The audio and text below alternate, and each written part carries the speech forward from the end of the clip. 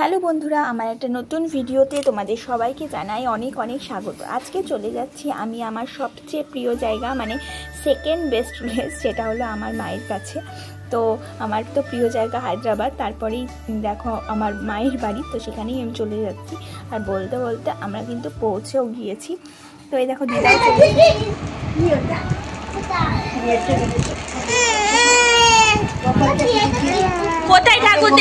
কোথায় ঠাকুর দেখতে গেছিলে?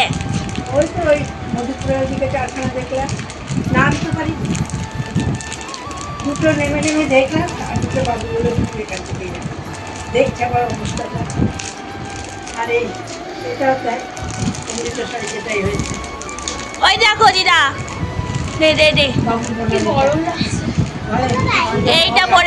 এইটা পরে পুজোতে ঠাকুর দেখতে যাবা গরমের মধ্যে।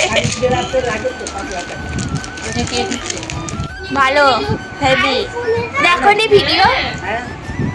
চা বাগানে চা পাতা তুলছিস, দেখছিলাম। হ্যাঁ,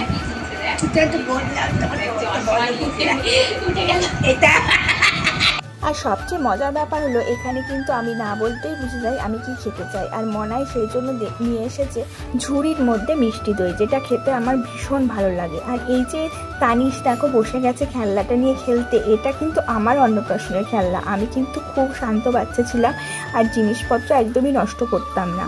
আর সেই খেলনাগুলো নিয়ে এই ত্রিশ আর তানিশ কিন্তু বেশ খেলা করছে, আর এগুলো আমার দেখতেও বেশি ভালো লাগছে। আর তারপরে দেখলাম আমাদের বাড়িটাও কিন্তু অনেকটাই চেঞ্জ হয়ে গেছে। চলো তোমাদের বাড়িটা ঘুরিয়ে একটু দেখাই। এখন আমাদের চলো দেখি ঘর হচ্ছে, কেমন কি ঘর হচ্ছে দেখবো। এই যে ওপরে উঠছি, উঠে এটা হলো মায়ের ঠাকুর ঘর, দেখি এটা ঠাকুর ঘর,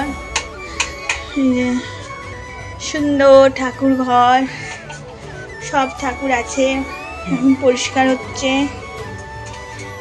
আর এই যে এটা আমার মান্টু, তারপর আছে দাদু, তারপর ঠাকুমা দাদু, আর এখানে সব ঠাকুর আছে। তো চলো এখানে এই যে সুন্দর ঘর হয়ে গেছে, এটা খুলি। চলো, সিঁড়ি আছে, তোমাকে উঠতে হবে না।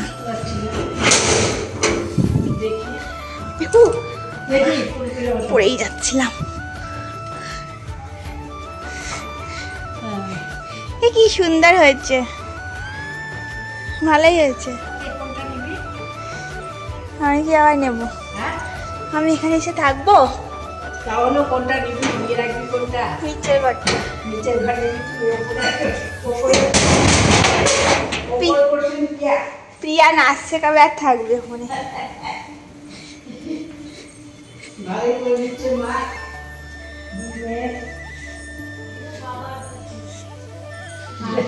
তাই আমি যদি কোনটা নিবি, ওইটা আমি নিচে থাকবো। কত আসবে? রেডি হও। এই তো হয়ে গেল আমার কাজ। বালিশটা আমার মা বানিয়ে দিয়েছে। কার জন্য বানিয়েছো মা? তা আসুক, জিজ্ঞাসা করবো কেমন হয়েছে। হ্যাঁ, ভালোই হয়েছে, নরম হয়েছে তো। বালিশটা তোমার জন্য স্পেশাল বালিশ, হালকা ভালো। পরে তো আর ভিডিও করার সময় হয়নি, আমরা আবার পরদিন ভোরবেলায় চলে গেছিলাম একটুখানি ঠাকুর দেখতে। একদম 4টের সময় বেরিয়েছিলাম, তখন কিন্তু ঘুটঘুটে অন্ধকার ছিল। আর দেখো আমরা কত সুন্দর প্যান্ডেল দেখেছি, প্রচুর প্যান্ডেল দেখেছি আর প্রচুর মজা করেছি। ভোরবেলাতেই কিন্তু ফাঁকা থাকে, তার জন্য বেশ সুন্দর করে ঠাকুরও দর্শন করা যায়। তো আজকের মতো ভিডিওটা এখানেই এন্ড করলাম, টাটা।